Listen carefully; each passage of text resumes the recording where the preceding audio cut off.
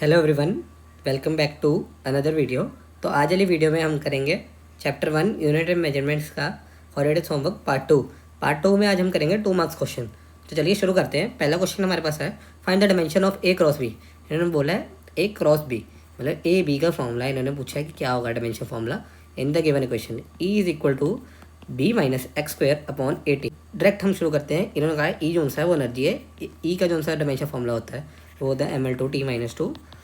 आपको ये याद रखना चाहिए, ये आप ड्राइव भी कर सकते हैं। फोर्स मल्टीप्लाई लेंथ कर दीजिए तो आपके पास आंसर आ जाएगा एनर्जी का। तो अब हम बी की वैल्यू निकालने के लिए प्रिंसिपल ऑफ होमोजेनिटी यूज़ करेंगे। मतलब ये होता है कि बी जो सा है वो किसी चीज़ से माइनस हो रहा है, तो ऑब्वियसली बी का जो सा डायमेंशन फॉर्मूला है और इसका डायमेंशन फॉर्मूला सेम होएगा। तो B is equal to x square आ जाएगा, और एक्स जो सा है वो डिस्टेंस है, तो B is equal to L square आ गया। अब हमारे पास ए की वैल्यू निकालनी है, तो हमारे पास ए आएगा ऐसे ml/t-2 को इक्वल करेंगे हम एल स्क्वायर के अपॉन ए और टी, क्योंकि यहाँ पर टाइम है तो टी भी आ जाएगा।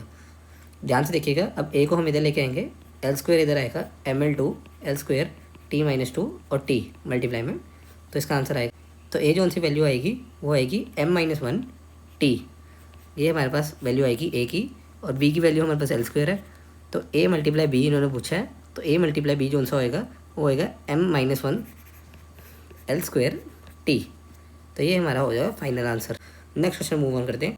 नेक्स्ट क्वेश्चन हमारे पास बिल्कुल सेम ऊपर वाला ही है। Find the dimension of A upon B in the equation. इतनी दी हुई है, P is equal to pressure. अब इसके अंदर बस ये चेंज है कि पी जो सा प्रेशर है। अब ए की वैल्यू हम डायरेक्ट निकाल सकते हैं, A is equal to T square आ गया। अब बी की वैल्यू निकालने के लिए प्रेशर का आपको डायमेंशन फॉर्मूला पता होना चाहिए, ml-1t-2।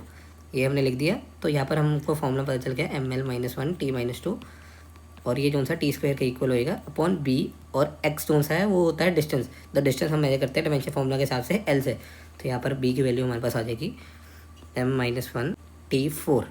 आप करके देख लीजिएगा, ये वैल्यू आ जाएगी। इस क्वेश्चन में अब हमसे पूछा है A divided by B, A by B. तो ए की जो सी value T square m-1 t⁴, तो आंसर आएगा m t²t-4। तो जो सा आंसर टोटल आ गया वो आ गया m t-2। ये हमारा होगा correct answer, and this is the final answer. Next question move on करते हैं। नेक्स्ट क्वेश्चन हमारे पास 2 मार्क्स का तो नहीं है, पर इन्होंने 2 मार्क्स में ऐड करा है, तो हमको कुछ ना कुछ तो करके दिखाना ही पड़ेगा। तो सबसे पहले हम चेक करते हैं कि हर एक में सिग्निफिकेंट फिगर कितनी है। फर्स्ट पार्ट हमारे पास कहता है कि 0.099 मीटर स्क्वायर। तो आपको पता है कि ये जो उनसे स्टार्टिंग वाले जीरोज़ है ये काउंट नहीं होंगे। रूल यही कहता है कि 0 काउंट नहीं होंगे, तो इसका आंसर आ जाएगा 1। इसके अंदर सारे डिजिट्स भरे हुए हैं, तो आंसर आ जाएगा 4।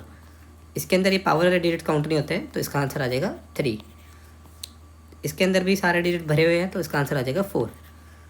तो इन्होंने यही पूछा था कितने सिग्निफिकेंट फिगर्स है, तो ये हमारे आंसर्स है। इसको नोट कर लीजिए, और ये पेपर में आपके पक्का आएगा 1 मार्क का क्वेश्चन, MCQ में पक्का पूछा जाएगा। नेक्स्ट क्वेश्चन मूव ऑन करते हैं।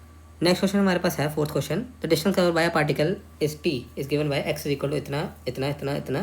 The dimension formula ABC। ये प्रिंसिपल ऑफ होमोजेनिटी का best example, X is equal to a + bt + ct² + dt³।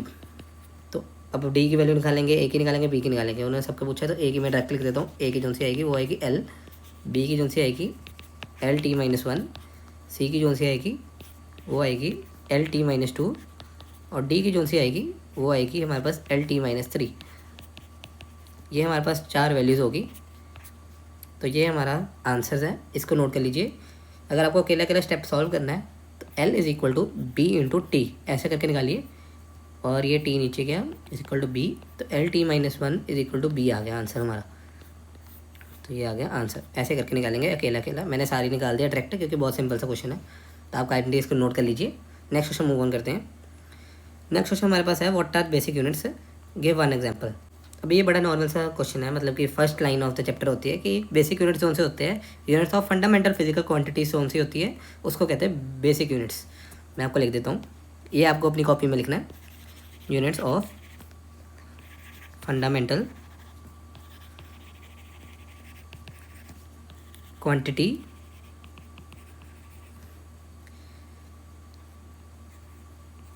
Are called basic units. Example इसके नोट कर लीजिए, बेसिक यूनिट्स।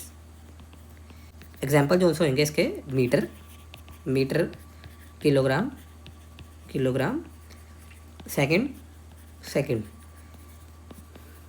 तो ये हमारे पास था ये क्वेश्चन, ये 2 मार्क्स का क्वेश्चन है। नेक्स्ट क्वेश्चन मूव ऑन करते हैं। नेक्स्ट क्वेश्चन हमारे पास है right the SI unit and dimension formula for movement of inertia. तो I is equal to M R square होता है, हमको पता होना चाहिए। ये रोटेशन मोशन में आप फॉर्मूला पढ़ेंगे। तो एसआई यूनिट जो से इसके होते हैं वो होते हैं केजी मीटर स्क्वायर। आपको पता है कैसे ही केजी जो सा होता है मास होता है और मीटर जो सा होता है डिस्टेंस होता है। तो केजी मीटर स्क्वायर इसके ऐसे यूनिट आ गए। इसका डायमेंशन फार्मूला डी एफ होगा, डायमेंशन फार्मूला ML/T0, क्योंकि टाइम का कोई है ही नहीं चीज़, तो ऑब्वियसली टाइम तो आएगा नहीं, तो ML स्क्वायर हो जाएगा इसका answer. Next question move on करते हैं। State the principal of homogeneity of dimensions. तो इसको मैं स्क्रीन के सामने लगा देता हूँ और पढ़ के सुना देता हूँ। In any of the physical quantity dimension of all terms on both side must be same. बस ये यही कहता है कि जैसे एग्जांपल, अगर हम एग्जांपल यूज़ करें b माइनस एक्स स्क्वायर, जैसे मैंने अभी आपको बताया था, और a प्लस एक्स स्क्वायर, जो मर्जी हो प्लस माइनस कुछ भी हो, ये दोनों क्वांटिटी ऐड या सब्ट्रैक्ट तब भी होंगे जब दोनों की डायमेंशन सेम होंगे। तो ऑब्वियसली ये b is equal to x square होएगा और a b is equal to x square होएगा। ये मैंने एग्जाम्पल लिए, याद रखिएगा। नेक्स्ट क्वेश्चन मूव ऑन करते हैं। नेक्स्ट क्वेश्चन हमारे पास है give any 2 limitation of dimension method. ये क्वेश्चन भी इंपॉर्टेंट है, आपको पता होना चाहिए कि डायमेंशन जो सा एनालिसिस है वो कहाँ लिमिट कर जाती है, मतलब कहाँ यूज़ नहीं कर सकते हम उनको। तो पहला पॉइंट है, लिख देता हूँ मैं।